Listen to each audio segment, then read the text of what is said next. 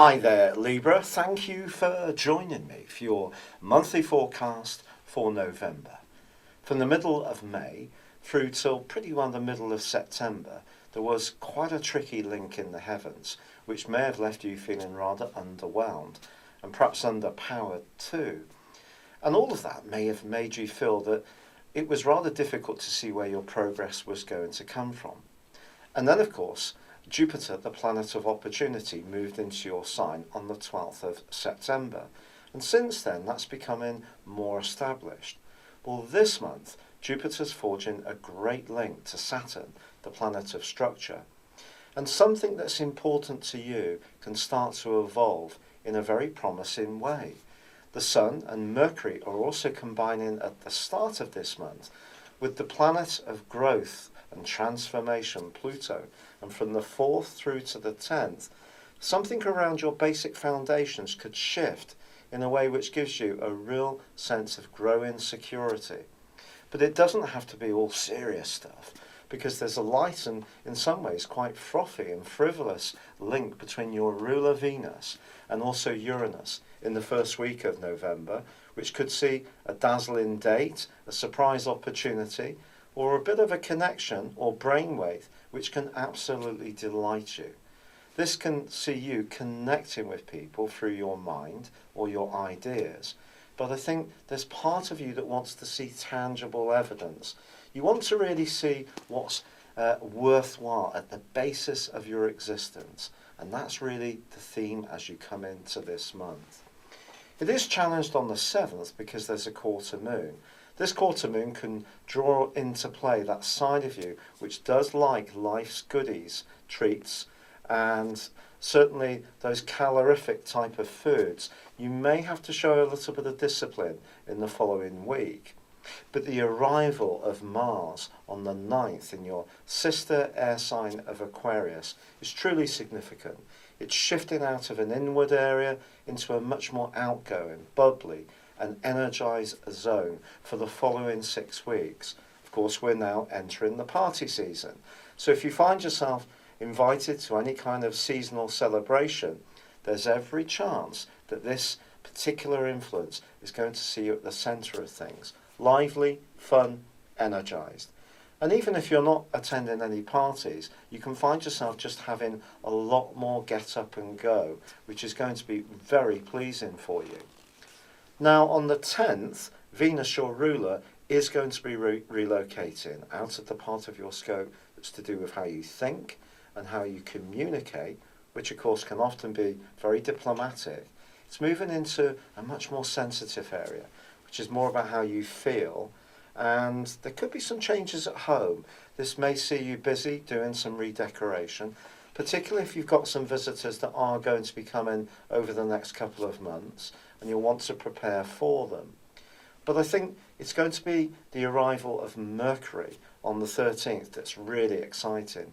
It's going to see the pace of life start to step up. Your mind can become that much quicker, sharper in its approach. Also, on the 19th, you're going to see Neptune start to go forwards after a long 5.5-month retrograde, a time when your obligations and responsibilities to others may have been really quite draining. I can't promise that that's completely at an end, but there's an opportunity just to get things in a little bit of a better balance. Now, there is a full moon at the heart of this month. This full moon is just cautioning you that you need to balance your in and outgoings.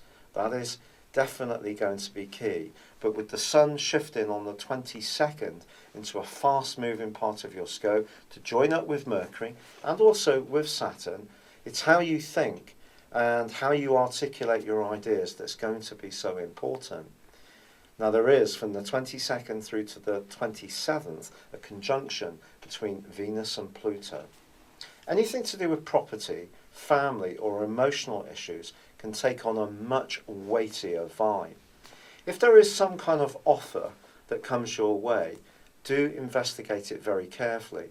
Now, sometimes you can find it hard to make decisions, seeing both sides of the equation to such a degree that you don't actually move forwards. Now, I'm not suggesting that you should do that, but equally, if someone puts any kind of emotional pressure on you, to make a particular decision, to go in a direction that goes against your gut instinct. Resist it with all your might. However, something fundamental could change for the better, and it could be linked to an improvement in where you live, but I think it needs to be without any hidden agendas or any hidden catches that may eventually become a little bit of a burden to you. If there is someone that you're strongly attracted to from a romantic perspective, don't just look in terms of the glamorous side of their nature. Wonder if they would actually be a solid citizen in your world. As the month comes to a close, the fact that your mind is sparkling brilliantly is underlined by the new moon of the 29th.